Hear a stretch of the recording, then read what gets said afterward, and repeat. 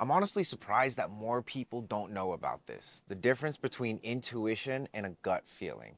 Like, in a way, psychicness, emotional empathy, being a healer, intuition, and gut feelings, they all kind of get lumped together in this like spiritual sense.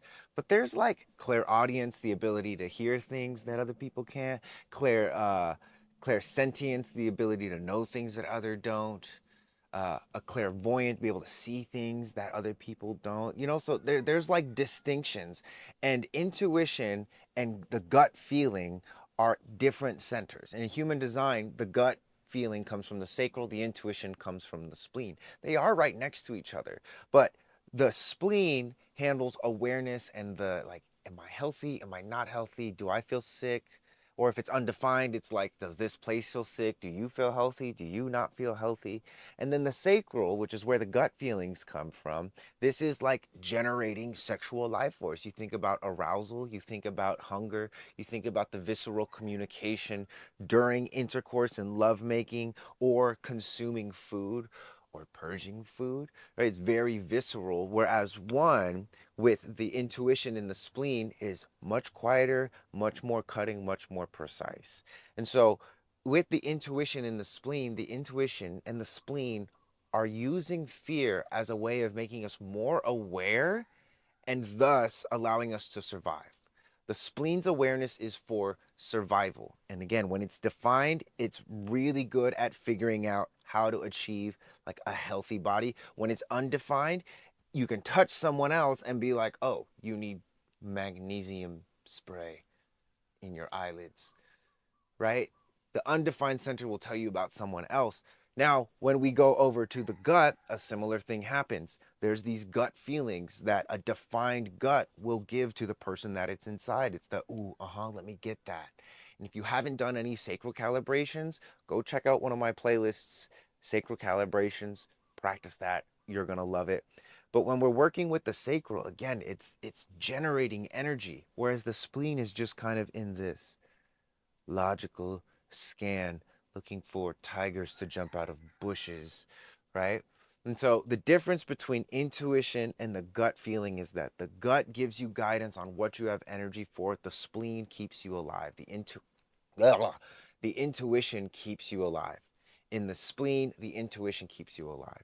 In the sacral, the gut feeling lets you know what you have energy for. And if it's defined, you're supposed to follow that, because it's like cars like, yeah, we got gas for this hill, not for that hill. We don't got gas to go in that direction, but we got gas to go in that direction. And it's the ride, it's who's going with you, it's what the destination is. So many things the gut can process it. But much of the time, human beings, when we take in this information, including splenic awareness, we take it from our eyes, our nose, and our mouth up into our head, and it just stays up here and swirls around and thinks and solves other people's problems or applies the world's standards to itself, even though it's an individual, instead of coming back, being swallowed down into the solar plexus, down into the spleen, down into the sacral to actually be processed.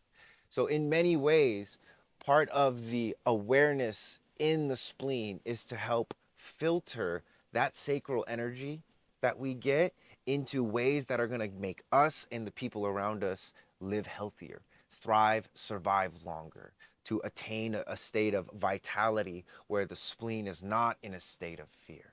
And so the intuition and the sacral response, the gut feeling, they're so beautifully woven in a different way than the sacral energy and the emotions are woven together. And this is why I like these distinctions, because when we look at the sacral energy being filtered by an awareness of the spleen and the intuition, contrasted with the sacral energy being woven with the emotional authority, because the emotional center, when it's defined, is an authority. It's awareness and energy at the same time, right? Which the spleen is just awareness. The solar plexus is emotion and energy and awareness. Think, mix that with the sacral, it's different. This is like make babies, build the tribe out, connect, bond, tear down walls. Like discover intimacy and discover another, learn to lose yourself in the other.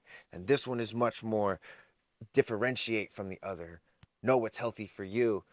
So they're two different sides of the body graph. And the way that we have to go about learning human design from now on in preparation for the rave children is no longer what gate do you have, oh this channel does that.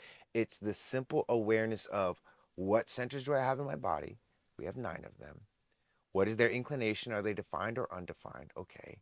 And how can I swallow more of my sensation into my body so that my body can properly pressurize and heat up or cool down whatever my sensations are going? Because again, when we keep it all up here in the head, it just blows our top off. But if we bring it down into the belly, that is the natural path that it's supposed to take. The sensations, and whether the sensations are pain or pleasure, we have a tolerance level. We have a threshold of once it's too much pleasure or too much pain, it's like, I'm out, I'm done, I give up. Ultimately, the panic and the crisis ensues and it all falls apart. Right. And this is why you see like jujitsu guys have really strong what's called midline, because they're constantly dealing with other jujitsu guys on top of them, intentionally putting weight on them. And when you develop the resilience and the ability to tolerate and be calm, that translates to when you're emotionally charged at work because of something going on with your partner at home, right? That means when something's going on at work, you don't bring it home to your partner because you have a tolerance of that through building a tolerance of yourself and building a tolerance of the senses. So we're just going to do one quick eye hack for whoever stuck around for this little rant. And this is just the very teeny tiny tip of the iceberg when it comes to hacking your senses and being able to actually live and embody human design rather than just learn about it. It's going to have 3 steps. First step is called convergence. You're going to look at the bridge of your nose and you're going to go up. And you're going to do that without squinching the forehead. Squinch. Look normal.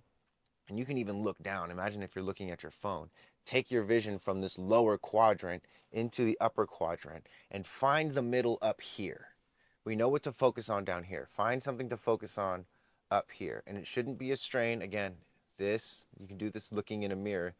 Shouldn't be a strain. It should be nice and easy. Even like you can push the eyebrows down and let them be nice and heavy. Make sure you're really relaxed up here.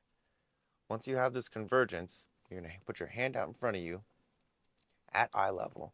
And then you're going to go from convergence to focusing on your thumb. Look at your thumbnail, look at the detail on your thumbnail, take it all in, and then come back to convergence. And with this back and forth, it's only your eyes moving. Convergence, thumb. Convergence, thumb. And you can start to sync up your breathing. Inhale, convergence. Exhale on the thumb. Inhale on the convergence. Exhale on the focus on the thumb. Inhale, eyes crossed for convergence. Exhale, focus on the thumb. That was 2 steps. Here's the 3rd step. After you focus on your thumb, you can switch hands. Then you're going to go into peripheral vision. You're going to look through the thumb and through anything behind the thumb and become aware of everything in your peripheral vision. You think of it in a way that your eyes are like opening up. Whereas first they were crossed, found the midline.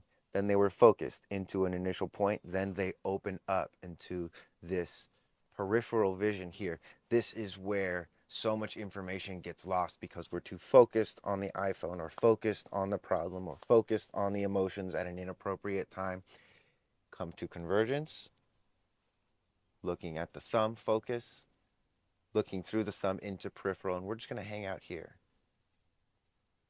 Your thumb will double in your vision as you're eating and feasting on this peripheral banquet here. We'll come back to convergence. Inhale. Exhale, focus on the thumbnail. Inhaling, looking through the thumbnail and going into the peripheral space.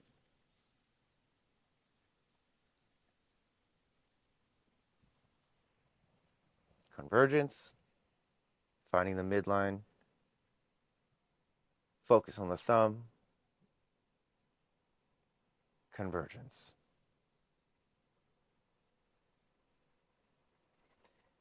This is just the very tip of the iceberg when it comes to hacking your brain through your eyes.